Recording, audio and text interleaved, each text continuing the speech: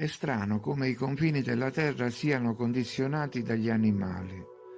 Mentre ogni giorno milioni di capi di bestiame vengono macellati per fare hamburger e milioni di esemplari di altre specie vengono trasformati in cibo e altre ancora bruciano senza che siano capaci di spegnere gli incendi, al Polo Nord e al Polo Sud si proteggono rispettivamente gli orsi polari e i pinguini imperatore dai predatori umani, e in Australia si proteggono le pecore dai dingo, altri predatori. Per quanto riguarda le zone polari, stiamo parlando di luoghi di per sé inaccessibili al 99% dell'umanità, per cui già ci si potrebbe interrogare su chi effettivamente possa nuocere agli orsi e ai pinguini. Questi ultimi del resto se la cavano bene da soli, anzi per lunghi periodi dell'anno cambiano aria e nessuno sa nemmeno dove siano. Gli orsi, da parte loro, se la cavano altrettanto bene, poiché sembra che vadano a svernare altrove, ancora più a nord, insieme ai milioni di uccelli migratori che provengono dal sud. Infine ci sono le pecore e i loro nemici naturali, i dingo, in Australia, ma è una strana protezione. Infatti la rete, la Dingo Fence, di 6.000 chilometri, protegge le pecore che stanno a sud, ma come vengono protette le pecore che si trovano a nord? E, tra le altre cose, dove si trova il nord in Australia? Verso l'equatore. La recinzione significa che da una parte ci sono solo pecore e dall'altra solo dingo. L'Australia per molti è un mistero. Scoperta ufficialmente solo 400 anni fa, fu annessa al Regno Unito nel 1770 dal capitano Cook.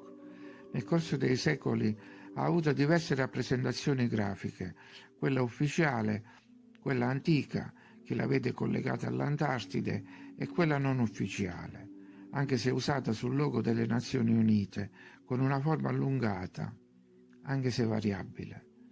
Quindi questa famosa recinzione dove si trova esattamente? Qui oppure qui? E sono molte altre le domande che riguardano questi luoghi estremi della Terra. Quindi questo è un video di domande senza risposte. Serve a mettere insieme alcune informazioni che poi ognuno rielabora come meglio crede. La prima domanda è questa: perché in alcuni posti non si può andare? In Antartide, per esempio, sono state effettuate centinaia di spedizioni da parte delle nazioni più potenti, ma le persone comuni non possono accedere, tranne che in visite guidate su destinazioni stabilite. E perché ci sono 50 basi? Solo per studiare i pinguini e i ghiacci? Ma fa davvero tanto freddo oltre certe latitudini? E come mai gli esploratori riferivano di correnti calde sia al Polo Nord che al Polo Sud? Un argomento questo trattato anche in alcuni racconti marinareschi come il Gordon Pym. Il più grande esploratore norvegese, poi, Federico Nansen, premio Nobel, parlava anche di cenere vulcanica che cadeva sulla nave, al Polo Nord.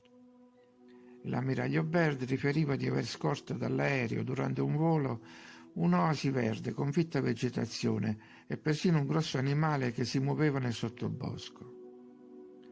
Altre domande.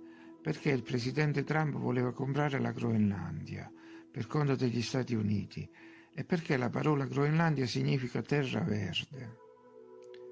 Perché l'arca di Gabriele, rinvenuta nei sotterranei della Mecca, è stata portata dai russi in Antartide? E perché questo posto è stato visitato a più riprese negli ultimi anni dai potenti del mondo?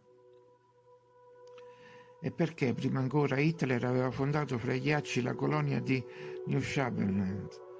Perché la base dei sottomarini russi si trova a Murmansk nell'estremo nord, così lontana dai possibili teatri di guerra?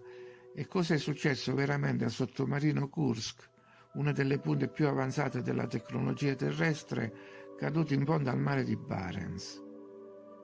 Tornando in Australia, perché anche lì abbiamo una specie di Area 51 con tanto di avvistamenti UFO?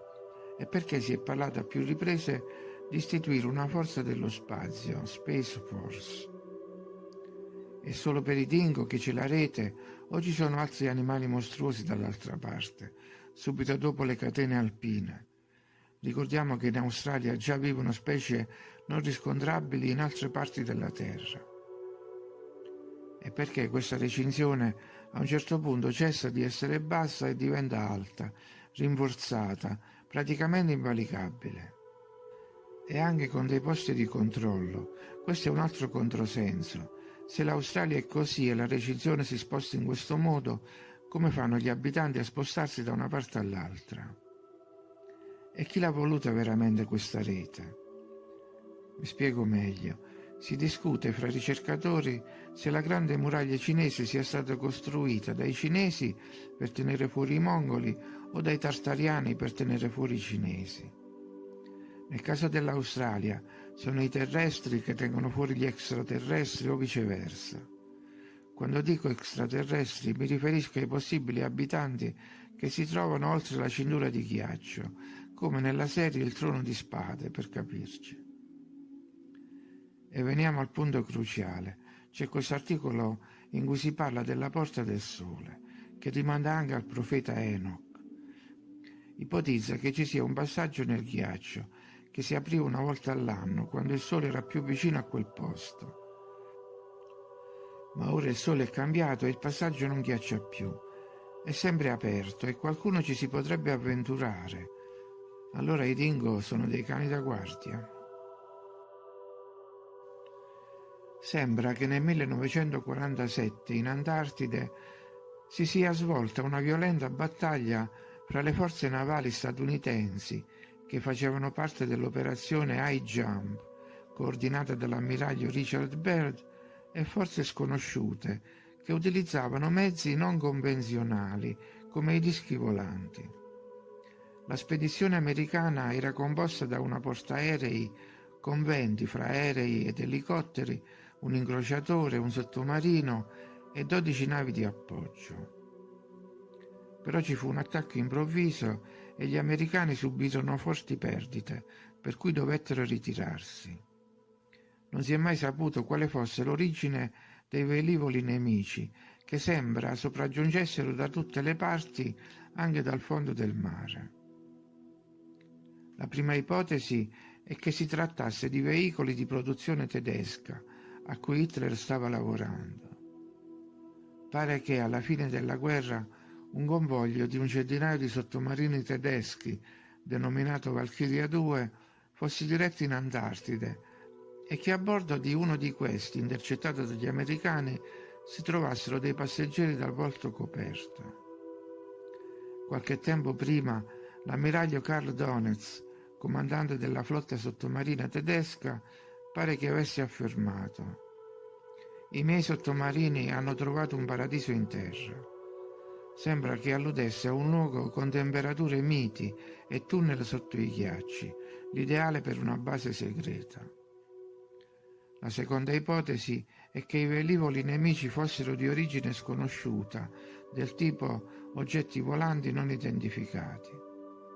Per concludere, ci sono due soluzioni: o c'erano i tedeschi che avevano una base lì, oppure si trattava di UFO provenienti da altri settori.